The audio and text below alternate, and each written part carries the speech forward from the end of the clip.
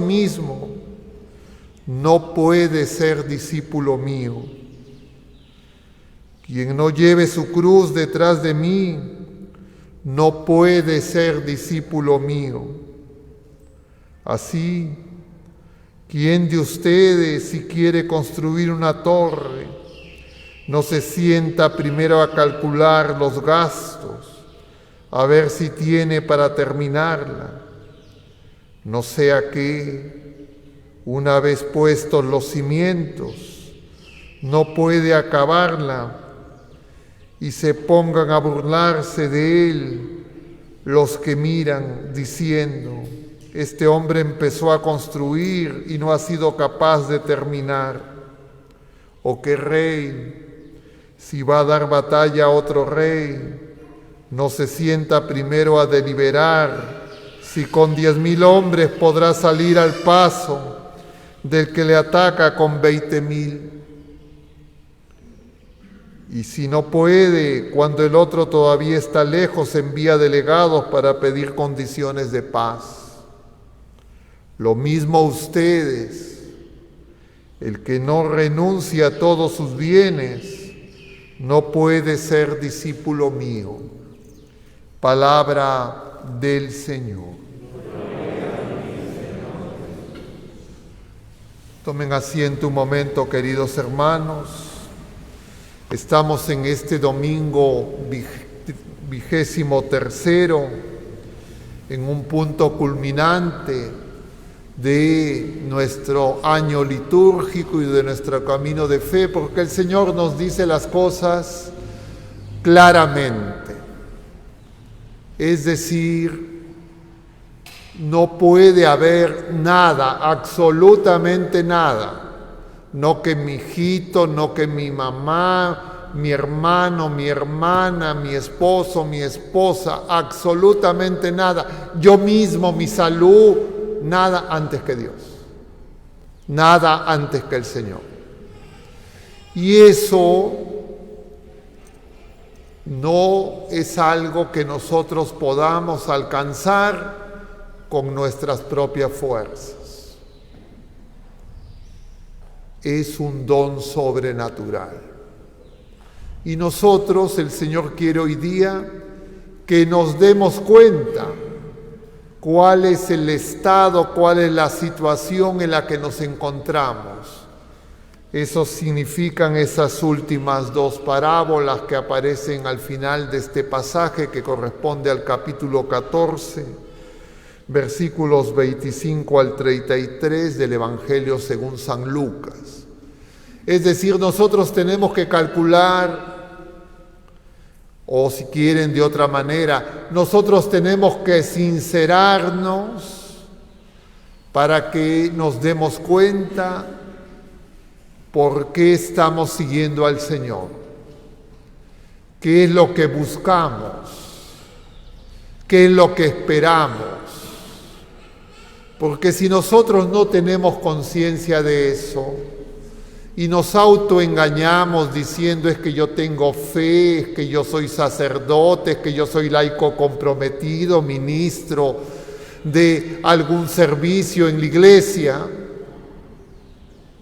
no soy piadoso, soy adorador eucarístico, etc., me puede engañar. Y el Señor no quiere que nos engañemos. Él es la verdad y quiere que nosotros descubramos la verdad. Y puede ser que descubrir esa verdad, yo diría, le quito el pueda ser, descubrir esa verdad no nos va a gustar, porque nosotros preferimos la apariencia, preferimos las opiniones de los demás, preferimos los afectos humanos, preferimos la popularidad, y esos son esclavitudes. Y el Señor quiere que nos demos cuenta, porque Él viene a liberarnos. Y en realidad nosotros no nos conocemos. Y a veces tenemos que descubrir que las personas, entre comillas, más cercanas, no nos ayudan a ser fieles al Señor. Y eso es muy común, Claro, yo lo conozco mejor en lo que es la vida sacerdotal, ustedes lo conocen mejor en la vida matrimonial y en la vida familiar. Y es muy común. Algunas personas creen que se hacen clérigos y que tienen que recibir un premio, y entonces toda la familia cree que ser clérigo es como un trabajo, como una profesión, como haber conseguido un título. Y entonces, a partir del día de la ordenación, el cura y la familia creen que son dueños de todos los derechos. Lo ven casi comparándolo como si fuera un profesional, algunos más exitosos, otros menos exitosos. Y entonces todas sus elucubraciones familiares y personales es como yo aprovecho mejor mi dignidad. No entienden nada y por supuesto no ayudan a los sacerdotes a que entendamos. Pero eso también pasa en la familia y en los matrimonios. Pasa en estos sacramentos de servicio. Porque si los esposos no tienen claro para qué es el matrimonio y creen que el matrimonio está centrado en bienes temporales, entonces van a decir: nuestros planes, nuestros proyectos es tener todos estos bienes materiales, conseguir estas cosas. Si el Señor lo bendice con los hijos. Y entonces va a llegar un momento en que Dios va a estorbar, que Jesucristo va a estorbar y hay que postergarlo, porque llegó el familiar de visita, porque es el campeonato de fútbol, porque hace mucho frío, porque hace mucho calor, porque estamos muy cansados, cualquier cosa. Y entonces la gente va a creer que el Señor pide mucho y que ya no hay que ser exagerado. Pero el Señor hoy nos dice que Él es radical, que Él quiere todo de nosotros, absolutamente todo. No hay nada de nosotros mismos que le podamos negar.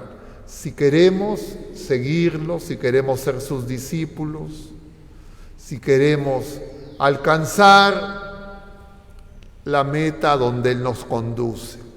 Y eso a nosotros no nos gusta pensarlo. A nosotros quisiéramos sacar ese examen, diríamos, de nuestra mente. Entonces preferimos ver: no, es que yo he hecho hoy día esta cosa, he hecho esta otra cosa, soy muy buenito, la gente me quiere. No sirve para nada. No, es que soy muy piadoso, hemos hecho tal cosa. No sirve ese asunto. El que va a juzgarnos es el Señor. Y el Señor nos dice claramente las reglas. Y entonces, haciendo una primera conclusión, diríamos: eso humanamente no es posible. Necesitamos la gracia de Dios. Necesitamos el don del amor de Dios. Necesitamos gustar ese amor. Porque mientras que yo no guste ese amor, me voy a pensar: esto no es negocio. No me conviene. Yo no quiero ser fanático, no quiero ser fundamentalista, no quiero ser cucufato. Yo quiero ser, entre comillas, normal, es decir, mundano. Y entonces voy a elegir al mundo, las cosas del mundo, las cosas pasajeras, mi gusto, mi querer, mi capricho. Es decir, no voy a ser de Jesucristo, no voy a ser de Dios. Y lo que yo estoy acercándome al Señor para manipularlo, equivocadamente, porque no puedo manipular a Dios, y para querer, entre comillas, aprovecharme de Dios, lo cual también es un error. Que el Señor a veces nos dé cuerda, como se dice, nos deje que sigamos en estas cosas, no significa que lo estamos engañando, que estamos haciendo buenos negocios, que sabemos más que Él. Todo eso lo podríamos resumir con la enseñanza del domingo pasado, que ustedes como discípulos que vienen a misa los domingos y algunos días de semana recuerdan perfectamente. ¿Cuál fue? ¿De qué hablaba? Estábamos en el mismo capítulo 14 como hoy día. Empezamos el domingo pasado un fragmento del capítulo 14. El Señor ha ido a una casa de unos fariseos. Los fariseos han tenido esa discusión luego de la curación del hidrópico, lo comentábamos, no lo leímos, esos fragmentos no los hemos leído, pero están en la continuación. Quieren observar al Señor, el Señor los está observando a ellos. Y nota que buscan los primeros lugares. De eso nos hablaba el Señor y decíamos, porque terminaba ese pasaje diciendo que el que quiere ser primero, que sea el último. Y que eso se refiere a la humildad. Y entonces nosotros no queremos ni siquiera darnos cuenta de qué es verdaderamente la humildad.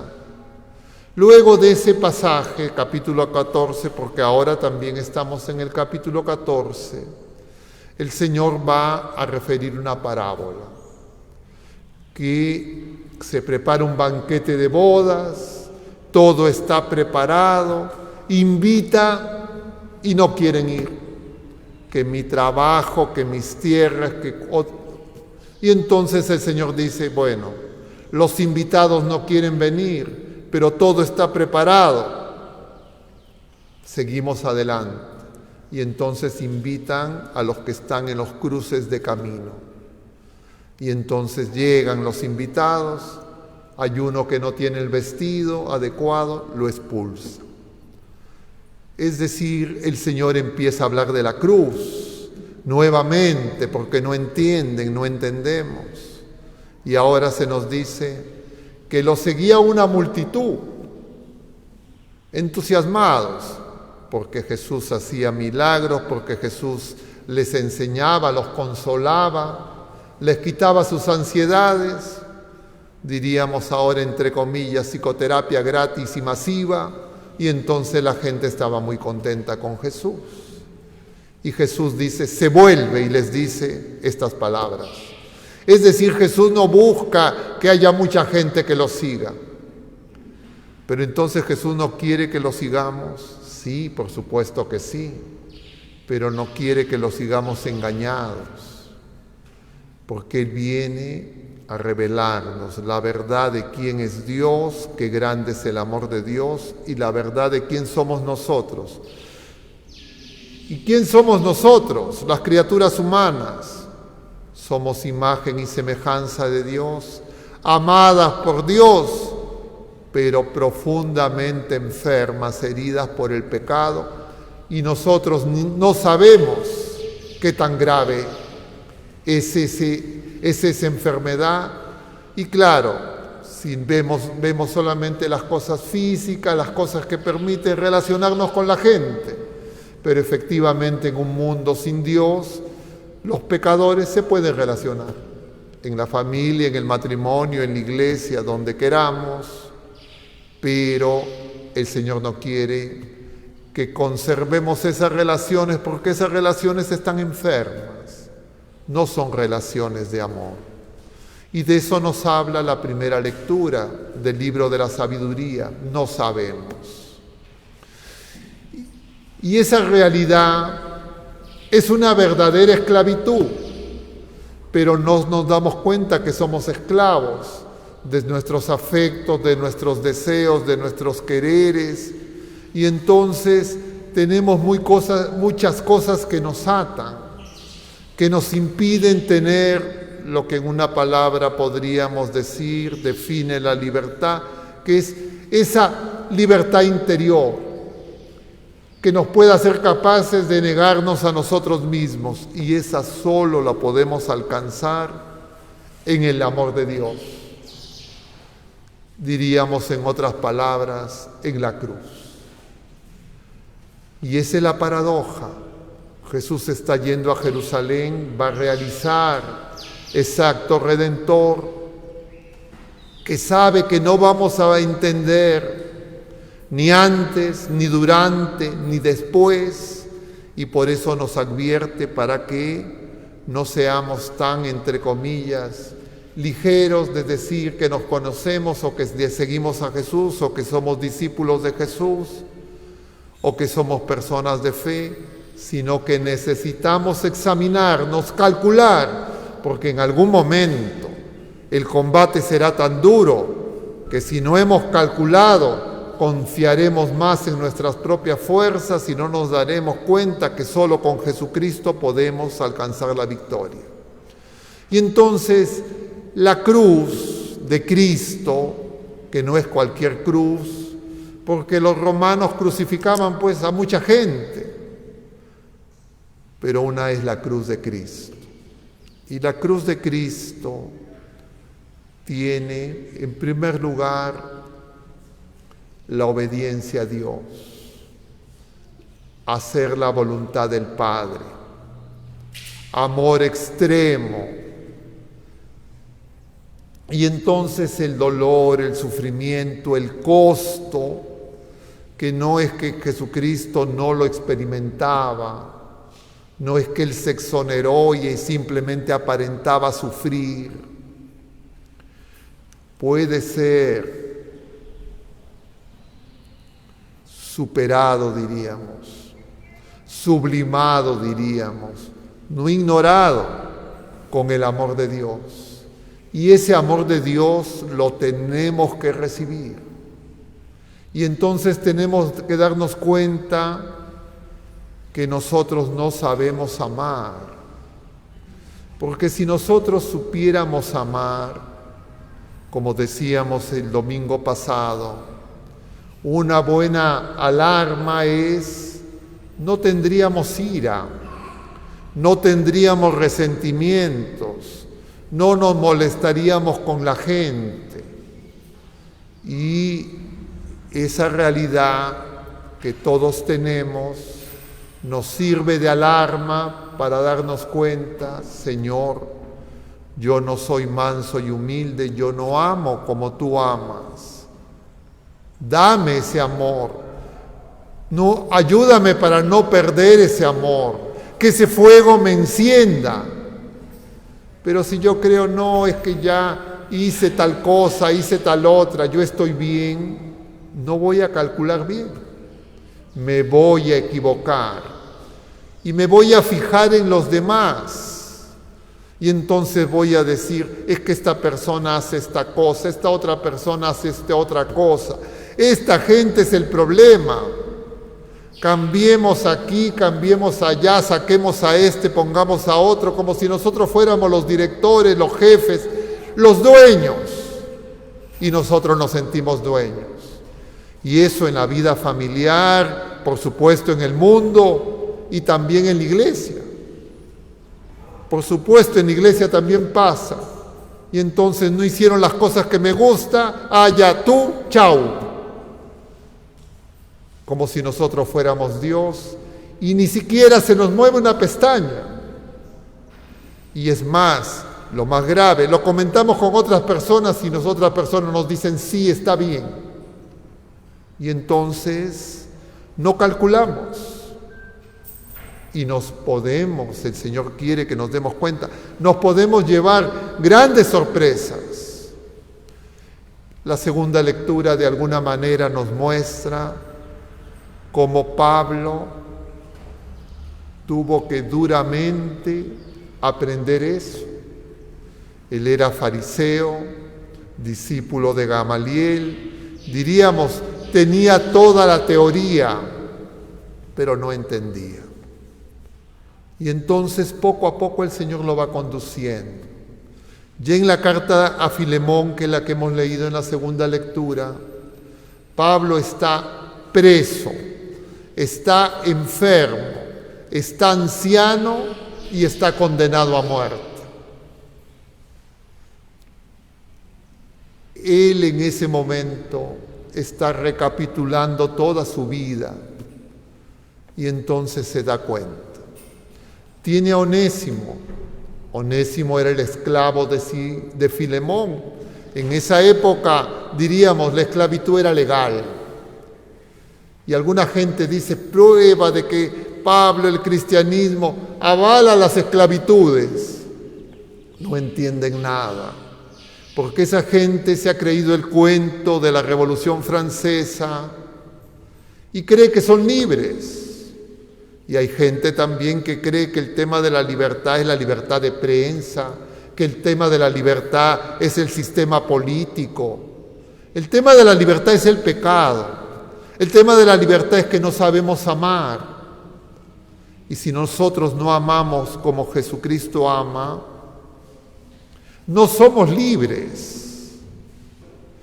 Si nosotros no nos damos cuenta y combatimos por esa libertad, es decir, el único combate realmente importante, que es el combate para crecer en el amor de Dios y de esa manera amar a Dios sobre todas las cosas y amar a nuestros hermanos como Jesucristo nos ama, nosotros vamos a creer que ser libre es cualquier cosa.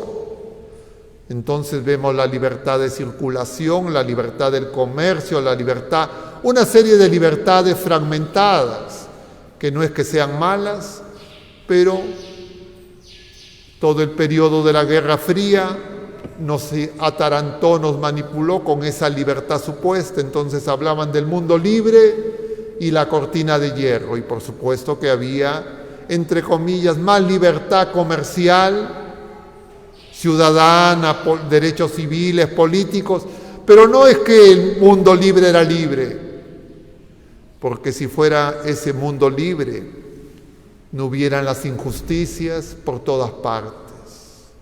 Pero bueno, volvamos al tema. Onésimo. Pablo lo necesita, lo ayuda, pero Pablo lo envía. Pero no lo envía como esclavo. Lo que le dice a Filemón: te envío un hermano. Ámense como el Señor nos ama. Y es que si nosotros nos amamos como el Señor nos ama, entonces los esposos se amarán verdaderamente, los padres amarán verdaderamente a sus hijos, los hijos amarán verdaderamente a sus padres.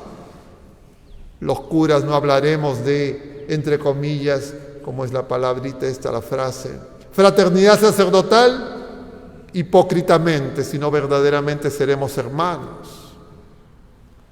Y entonces tenemos que darnos cuenta, no nos conocemos, la herida es muy profunda, pero cuando el Señor me hace ver la gravedad de la criatura humana herida por el pecado, la buena noticia es que Él tiene el poder para curarnos. Él ya nos ha curado, Él ya nos ha dado la medicina.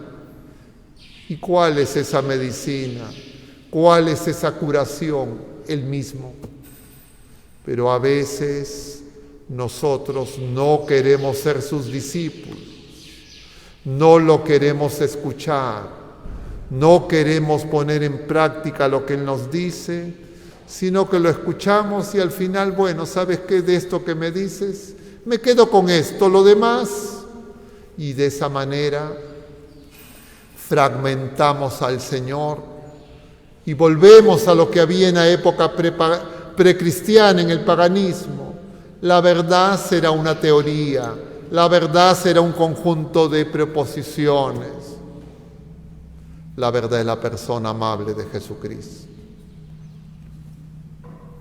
La verdad es el amor de Dios que se entrega, como hoy día, manso y humilde. La verdad es que nosotros sin ese amor somos esclavos, estamos muertos, no tendremos vida. Y Él viene para que tengamos vida y vida en abundancia.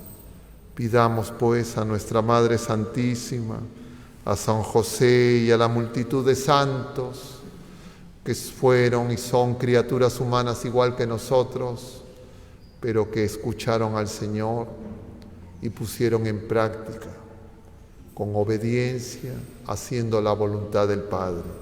Que nos ayuden con su oración y hagan que nosotros se nos quiten todas esas presunciones, todos esos maquillajes y todas esas apariencias y podamos realmente vivir en la verdad. Que así sea.